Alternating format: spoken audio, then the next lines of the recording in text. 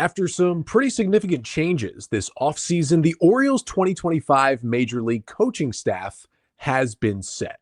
We'll talk about the promotion of Buck Britton and the hiring of an old friend to the bench coach role. Coming up on this episode of the Locked On Orioles podcast.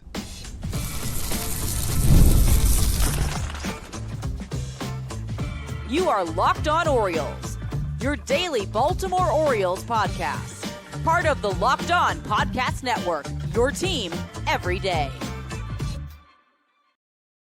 Hey there, Orioles fans. Today is Wednesday, November 27th, 2024, and welcome back into the Locked On Orioles podcast, part of the Locked On Podcast Network, your team every day. As always, I'm your host, Connor Newcomb. And coming up on today's episode, we are going to take a look at some of the recent news coming out of Birdland, including the Orioles finalizing their Major League coaching staff for 2025. Buck Britton has been promoted to the big league staff, but not to that bench coach role, and instead went to an old friend in Robinson Chirinos. Plus, we'll talk about a few other minor league signings and some news and notes from around the league. And it's all coming up on this episode of the Locked On Orioles podcast, which is brought to you by FanDuel. You can start the season with a big return on FanDuel. New customers can place a $5 bet, and you'll get started with $150 in bonus bets if your first $5 bet wins. Just visit FanDuel.com to get started today. So initially, this Wednesday episode was going to be a mailbag, but after I had recorded the Monday and Tuesday episodes back on Monday, we got some more Orioles news, and that was that they have finalized their coaching staff. We also got some more minor league signings, so I figured we'll push the mailbag to a little bit later in the week. Just to let you know, there will be no episode tomorrow, Thursday. Hope you enjoy your Thanksgiving. There will be another episode on Friday. That will be the mailbag. Now, I'll let you know, I am recording that later in the day on Wednesday, and it will be posted on Friday. So there is still time, a little bit of time, if you're listening to this early in the day, to get your mailbag questions in. You can leave them right here in the Locked On Orioles YouTube comment section. Make sure to like, comment, and subscribe to the page. You can also email me, lockedonorioles@gmail.com, to send those mailbag questions and get them answered on Friday, or just send them in anyway, because if they don't get answered Friday, we'll continue with mailbag episodes throughout the offseason. But today, not a mailbag, because there was some Orioles news that came across. And the big piece of news was that the Orioles have finalized their 2025 Major League coaching staff. Now, we know they had some openings. You know, they had 2 hitting coach openings, a major league coach, a bench coach. We knew all that. And some of the names that they were hiring or promoting had been trickling in throughout the offseason, but hadn't officially been announced by the Orioles. And the 2 we were still waiting for was definitely a bench coach. And then we knew there was technically another major league coach opening, just kind of waiting to see if the Orioles would fill it or not. And we learned this week that they certainly filled both of those roles. Let's start with the bench coach, because there were certainly some candidates here. We thought maybe Buck Britton, who's been the AAA manager for the past 3 years, would get this job. We thought maybe the Orioles could go outside of the organization. Ken Rosenthal had reported that the O's were interested in former Cubs manager David Ross, who had worked with Brandon Hyde when Hyde was with the Cubs. And, you know, Ross was let go by the Cubs after the 2023 season, hadn't been in baseball this year, but maybe was thinking about coming back. But instead, the Orioles, in one way, went kind of off the board, and in another way, went in a direction that made complete sense, as they have hired former catcher Robinson Chirinos to be their major league bench coach. Now, Robinson Chirinos retired as a player after the 2022 season, the 1 year he spent with the Orioles at age 38. The Orioles signed him to a very cheap, it was like 1 year, less than $1 million deal that prior offseason to, I guess, be their starting catcher, but really he knew and everyone knew it was to be their backup catcher, because it was in between the 2021 and 22 seasons. Adley Rutschman had not yet debuted, but we knew that in 2022, Adley Rutschman, if he stayed healthy, was going to be the Orioles catcher for basically the entirety of the season. And Chirinos came in, and he was really only the starter for a month and a half, because Adley had that tricep injury in spring training that year that kept him out for the early chunk of the season. So Chirinos came in.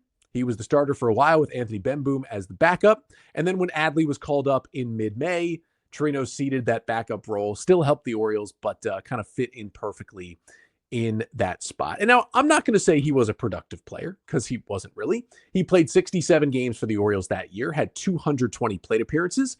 He hit just 179. He had a 63 WRC plus. He wasn't a great defender. He was worth negative 1.3 WAR according to FanGraphs. But it was the value he brought to that team, that resurgent Orioles team that went from 52 wins the previous year to 83 wins that season and being in a playoff race in September out of nowhere.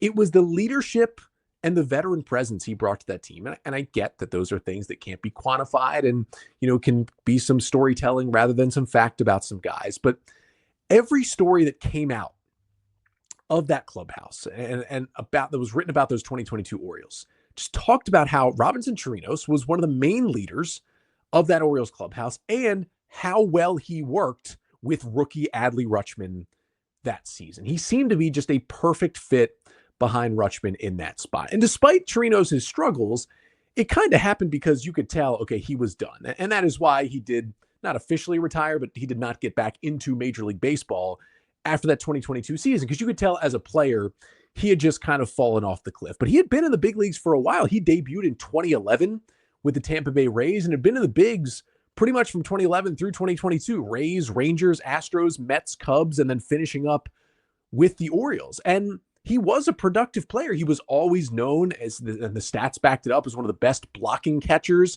in all of Major League Baseball.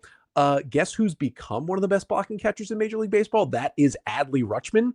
I can tell you right now, Torinos in 2022 had something to do with that. And he was also, he was a starting catcher for a couple of years in this league. He was mostly like a split time guy or a backup, but he was the Astros starting catcher in 2019 when they went to the World Series. That was the year they lost in 7 games to the Nationals. But Robinson Chirinos hit 2 home runs in the 2019 World Series. Like, this was a guy who had been around the block. And he had talked to the Orioles media a lot. There was a story in the Baltimore Banner after the season talking to Chirinos where he talked about how he had aspirations of being a big league manager one day. And let me tell you right now, he is close to the doorstep of that happening. Being a bench coach as really his first big league coaching job. Now, it's not like Chirinos completely vacated the team or was not around coaching or baseball since he was done playing in 2022.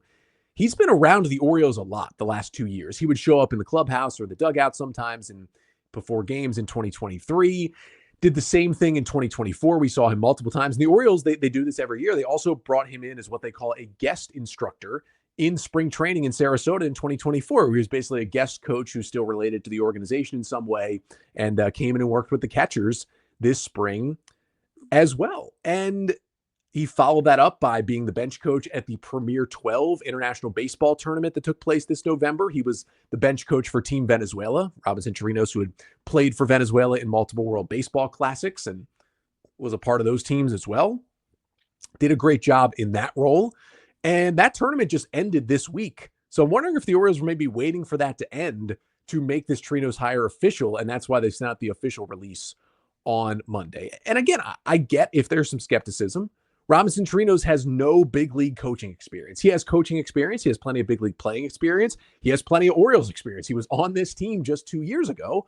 But you're hiring a guy, not to be hey, we'll bring you in as an analyst or a major league coach or this lower level role and then work you up. Like, no. They are inserting him as bench coach in year 1. And that is the right-hand man to your manager. This is a role where Freddie Gonzalez had held since 2019. Freddie Gonzalez, a 10-year big league manager with the Braves and Marlins previously, that had a lot of success in Atlanta, was kind of brought in to help out Brandon Hyde. Brandon Hyde was a first-year manager coming in with this team.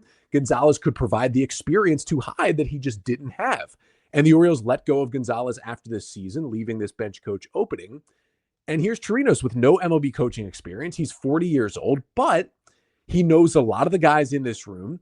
15 of the 38 players on the Orioles 40-man roster were teammates with Robinson Chirinos in 2022. He has been teammates with 15 of the 38 guys. It's pretty good for bringing in a bench coach in terms of a guy to know the team pretty well when he walks in the door. We know he worked well with Adley Rutschman and Brandon Hyde. I mean, you could count on one hand the amount of players that Brandon Hyde has spoken as highly of since he took the job with the Orioles in 2019 as he speaks about Robinson Chirinos. I mean, he just talks so much about how much his leadership meant to this clubhouse in 2022, how, he was sad to have him gone. Like, it was clear that Chirinos wasn't going to be a big contributor on the field anymore, and the Orioles weren't going to bring him back to be the backup. They go and get James McCann before the 2023 season, and we know he has provided a lot of leadership in that clubhouse over the last 2 years. And maybe McCann will be back, but if he's not, maybe Chirinos can step in and fill a little bit of that role, even though he is on the coaching side. And I just think with the way Brandon Hyde has talked about Robinson Chirinos, the respect he has for him as a player, as a person in that clubhouse, talking about how much the Orioles have missed him, I think those two are going to work very well together, because the manager and the bench coach work very, very closely. And Freddie and Brandon Hyde worked well together, but this will be kind of a different situation. And I'm on board with the Robinson Chirinos hire. Like, that guy is beloved. You talk to players, you talk to people around the team. They love Robinson Chirinos and what he brought to that team. They think he has a career in coaching. He wants a career in coaching. I love kind of giving him this opportunity. Not only do I think he's a great fit with this Orioles team, and maybe he can bring something back to that clubhouse that he brought 2 years ago that gave the O's a little bit of an edge and a little bit of leadership. It's different when you're a coach and not a player, but maybe he could bring a little bit of that. And it also gives Robinson Chirinos his first big chance. Like, the Orioles obviously see big things for him. It gives the Orioles also a Latino member of the coaching staff, which can sometimes do wonders for connecting with young Latin players that you have on your roster as well. That is a huge thing. I kind of like this hire for the Orioles. I really do. I like that they went outside the box a little bit with someone with obviously many Orioles connections who has stuck around the team. The guys seem to love him. He's a fit in that clubhouse already. It should be a fairly seamless transition for him to work with Brandon Hyde. And the other thing that goes on here that has to do with Hyde is, I think making this change from the veteran former big league manager and Freddie Gonzalez, who was kind of helping Brandon Hyde through a lot of his tough decisions, especially those first couple of years, and going to Robinson Chirinos with no big league coaching staff experience, for me, and you could interpret this a different way, and let me know in the comments if you do, but for me, this feels like a huge vote of confidence from the Orioles front office and ownership to Brandon Hyde. I know there have been talk and murmurs and complaints from fans about wanting Brandon Hyde out of there. I think I've made my viewpoint on Brandon Hyde pretty clear. Do I think he's the best manager in Major League Baseball? I do not. But do I think he should keep his job after the last 3 seasons he's had? Absolutely, I do. I think he's done everything to continue as Orioles manager into 2025 and beyond. And I think this hire is a vote of confidence, because if they had brought in a David Ross, another veteran, if they had even promoted Buck Britton to this bench coach role, and it kind of looked like, manager in waiting, sitting there at bench coach, maybe you do think about Hyde's a little bit on the hot seat. But bringing in Chirinos, he's a guy who's going to need to be helped along a little bit. In the way that Freddie Gonzalez helped along Brandon Hyde early, Hyde will do a little bit of helping Chirinos along in this job. And if you're giving that to Hyde, you're not really putting someone next to him who you feel like you could bump up into his role if you fired him at the end of next season. It just feels like, to me, another vote of confidence in Brandon Hyde from this front office. But I mentioned Buck Britton. I would assume, you would think, at least got an interview for that bench coach job, but did not get it. But he is still going to be promoted to the Major League coaching staff. We'll talk about that move and what his role will be coming up next. But first, this episode of the Locked On Orioles podcast is brought to you by FanDuel. Get ready to tackle the NFL action with FanDuel, America's #1 sportsbook.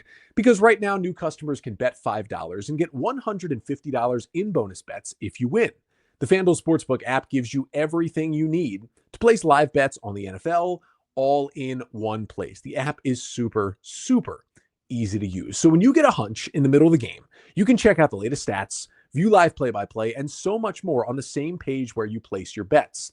Just visit FanDuel.com to join today. You'll get started with $150 in bonus bets if you win your first $5 bet. That's at FanDuel.com. Never waste a hunch and make every moment more with FanDuel, an official sportsbook partner of the NFL.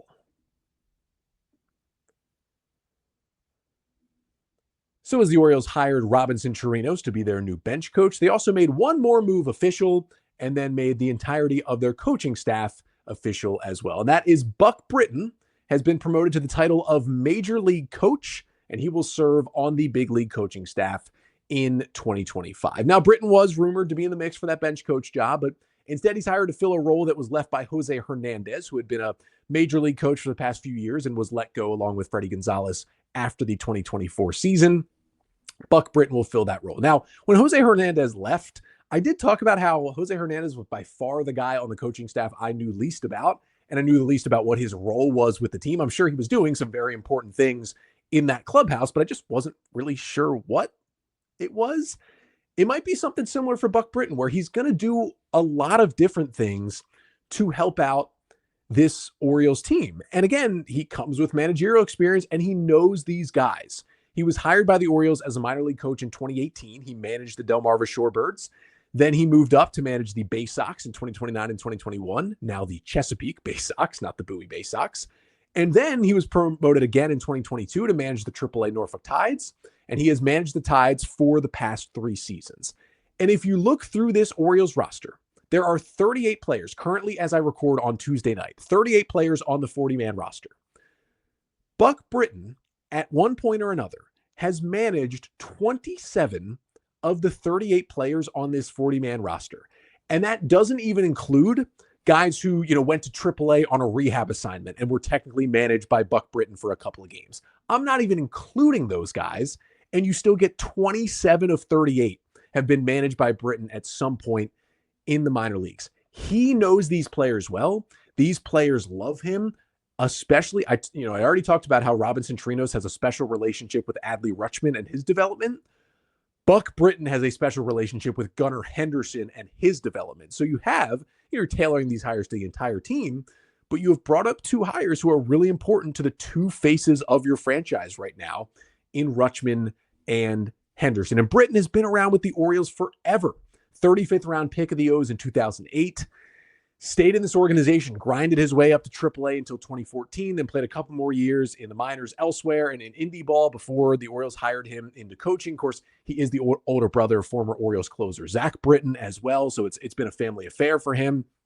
Been around this team forever, has also managed in the Dominican Winter League before. He's got tons of baseball experience, and most of it is with this organization with the Orioles. And I know he was thought of at one point as a guy by fans, including myself. I talked about it some on this podcast, that could potentially be the follower and take the manager job from Brandon Hyde whenever that change was made, that the Orioles were maybe grooming Britton to take that position. But that didn't really happen because Hyde, as I just mentioned, deserved to keep this job and deserves to continue with this job. And that is certainly still a possibility down the road, especially now that Britton will get some major league coaching staff experience.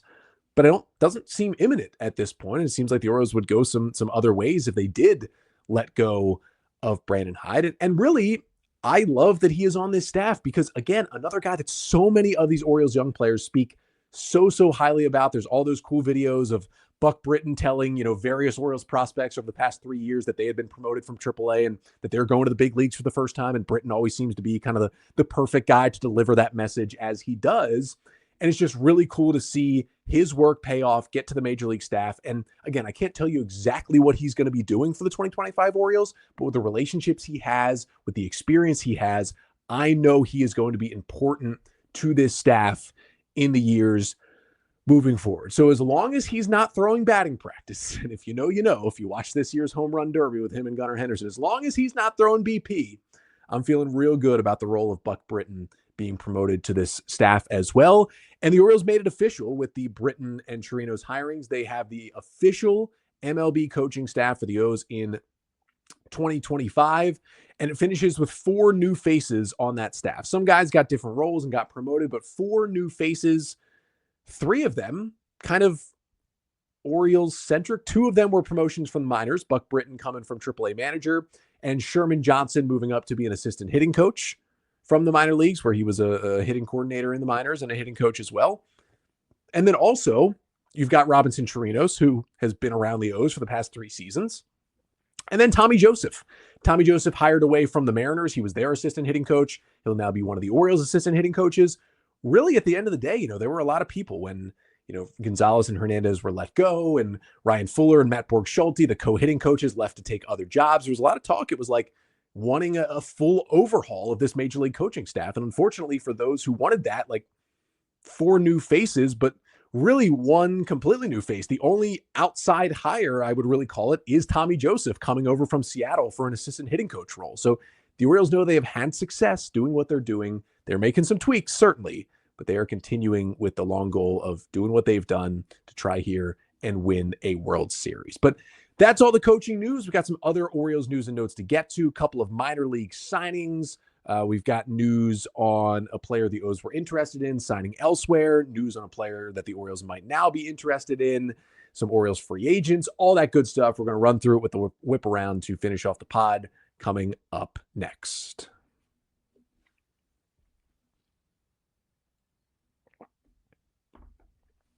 So we got a few more Orioles news and notes to bounce around to at the end of the podcast. First of all, yesterday's episode, if you listened, thank you so much, talking about Franklin Barreto, how that was a reported minor league signing for the Orioles by his current Mexican League team, but you couldn't really corroborate it anywhere else. Well, that was officially announced on Tuesday, along with two other minor league signings. The first one was left-handed pitcher Raul Alcantara, who the Orioles signed to a minor league deal. He is a 23-year-old lefty who turns 24 in January, who originally signed with the Mariners out of the Dominican Republic all the way back in 2018.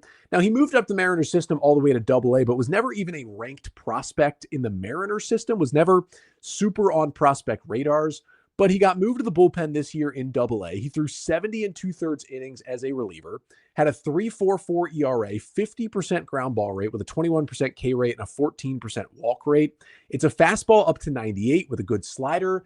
I've watched a lot of video on him. It's kind of this like whippy arm action. It's not sidearm, but it's kind of more of a 3/4 slot. It's a funky delivery. It definitely has some serious deception from a lower slot on the left side, and he shows some fire on the mound. When he got a big strikeout at AA with the Mariners last year, he let everybody know it, which I absolutely love to see on the mound. He has been initially assigned to AAA Norfolk. Most likely that's where he'll begin the season at age 24. Maybe he could certainly be in AA as well, because he has never pitched above the AA level.